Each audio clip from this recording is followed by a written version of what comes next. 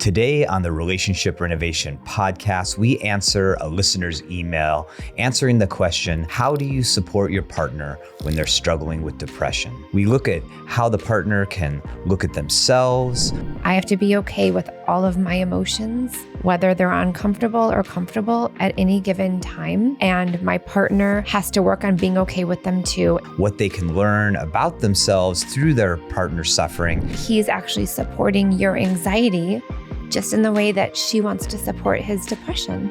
And also give some tips on how they can be present and supportive in those difficult moments. And that's so important because when people struggle or suffer with depression, they literally blame themselves for everything.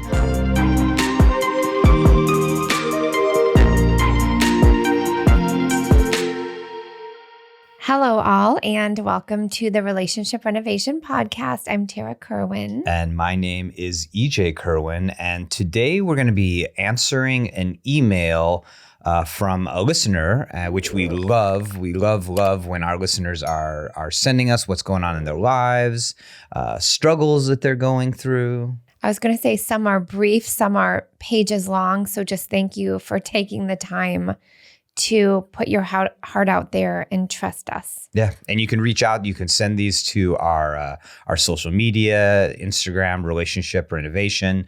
You can also just send them directly to our email, info@relationshiprenovation.com.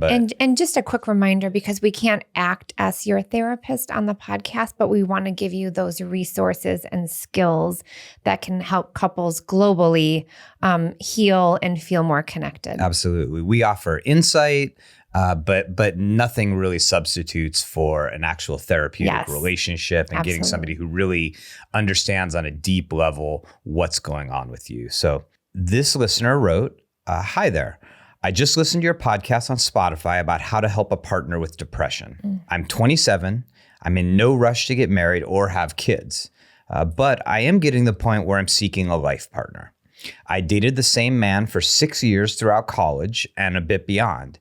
And I do think it ultimately ended because we weren't able to work through his depression. So this was a prior relationship. I couldn't express my negative emotions without him self-blaming for my emotions, and he refused to put work in for himself. All right, so okay, that's a good one. I've just entered a new relationship with a lovely human being, and he's been very vulnerable, and he has expressed that he also experiences depression. I want to say that I've learned a lot from my past relationship and through therapy for years, and I want to work through this knowing that depression triggers my anxiety. So other people's depression triggers her anxiety. Mm-hmm. Wow. I fully believe my current partner is worth supporting and working through this depression together. I don't want to abandon this just because it's hard, even though I've struggled in the past with partners with depression. I don't yet know what he needs in terms of support and find that he doesn't often know either. He has never gone to therapy and does not have interest in medications of any kind, even Advil. So do you have any recommendations for starting this conversation? I'm entirely willing and already talking to my therapist about how to support him without trying to fix him. And I want to be able to encourage him to find support on his own without making him feel like he's falling short and making his depression worse. I would appreciate any advice, and I really appreciate your podcast so much. Oh, well, first of all, thank you for that. I have so many things going through my mind at once. But I think I want to start with, I'm thinking of the anxiety that this listener is experiencing and how that's attached to like past relationships not working out or not feeling successful.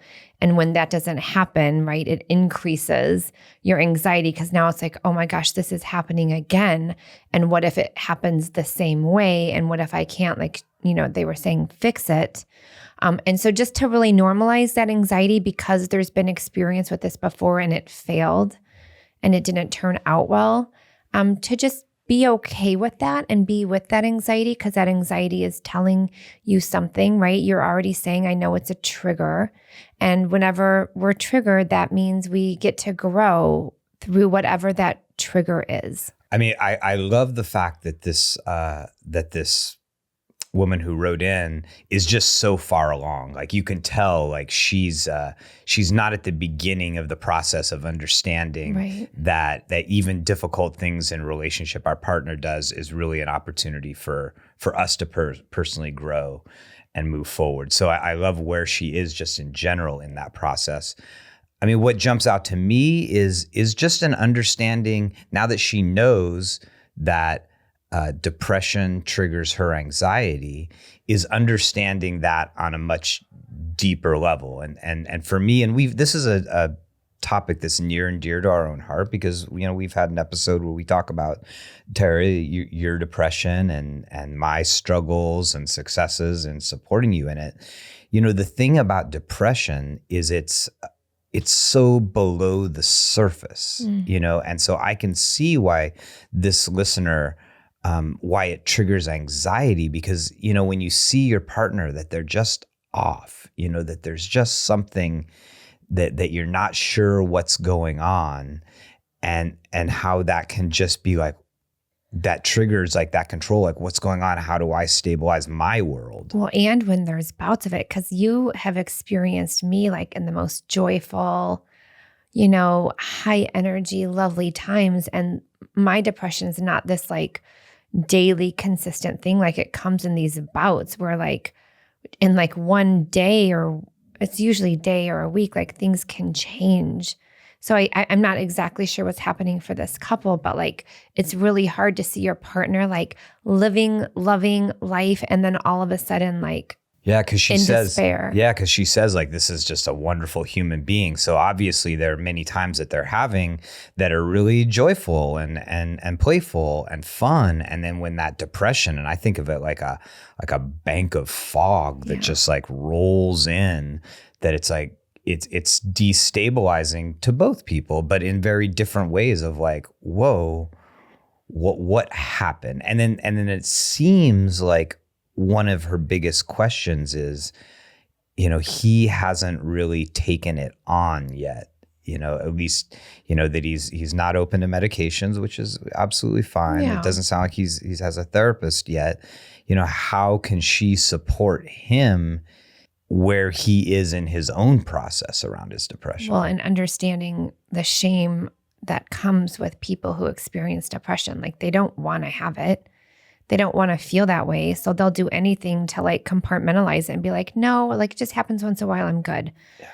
So understanding that piece, I mean, we can't speak to the person who's experiencing it and what they can and can't do, but we can speak to the listener who wrote in around understanding that anxiety and how to be with that in a non-judgmental way when the partner is experiencing a mood fluctuation. Because I know for me, I experienced depression, and there used to be this judgment from you, like, oh my gosh, why are you like this way this morning? Like, and that made it 10 times worse. And so I had to get really good at being okay with it myself and letting you know what I need.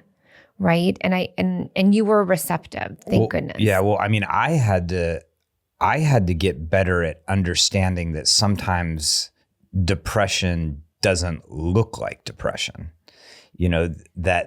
That oftentimes when a person is depressed, it comes out in other ways. It comes out in maybe irritability or being very distant, or, it can come out in a variety of ways. And so the way your depression would present sometimes doesn't look like depression. And then so I just think like, why is she like picking me apart? Or why is just this morning, like why is there just like gloom around the house?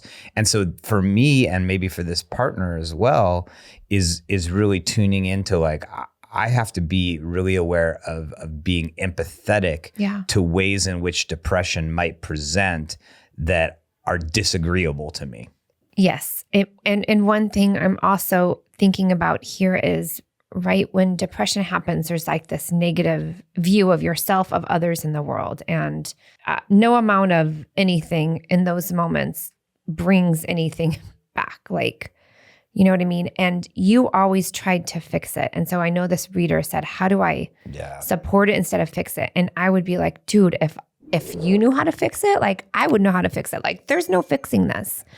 And that's where her anxiety might be coming from, because it's like, oh my gosh, I don't know what to do. I don't know how to solve this. I don't know how to fix it. There's zero fixing it. There's zero solving it. There's support, absolutely. But a big thing for me, and I don't get it right all of the time, is like, I have to be okay with all of my emotions, whether they're uncomfortable or comfortable at any given time. And my partner has to work on being okay with them too. And ask me how many times I've said to you, EJ, I don't want you to fix this. Yeah. If it was fixable, man, we do that. We're smart people. I just need you to be with me. I need you to give me a hug. I need you to be like, I've got you. I've got you. Those are the 3 words I need you to say, because I already feel so miserable. I've got you, right? Don't take the kids away from me. Don't like remove yourself. Like come in there with me. And, Dr. Stan Tatkin, I learned this from him when we were at his retreat in Spain a couple of years ago. If one partner is experiencing depression or anxiety, both of you are. And so here's another thing, because you're saying, I really want to, how do I get him to go into therapy to talk about it? Maybe it's not about him, but you can say, listen, I'm really experiencing anxiety around some of the mood stuff or the sadness at times because of my past. Would you be willing to come in with me to a therapy session so you can understand my anxiety better? You keep the focus on you because that's all the control you really have. Then he's not feeling like, why is she getting me to, right? Because it's about you. You're saying, I want to understand this more. I love you. You're a wonderful human. I don't want to mess this time up. I want to be okay with all of it. And you can kind of make it about you, that he's actually supporting your anxiety just in the way that she wants to support his depression. Yeah, I love what you just said there, Tara, which was that when she does talk to him about it, she talks to it about her experience, and she takes accountability for her own experience, and isn't blaming in any way that like my anxiety is because you're depressed.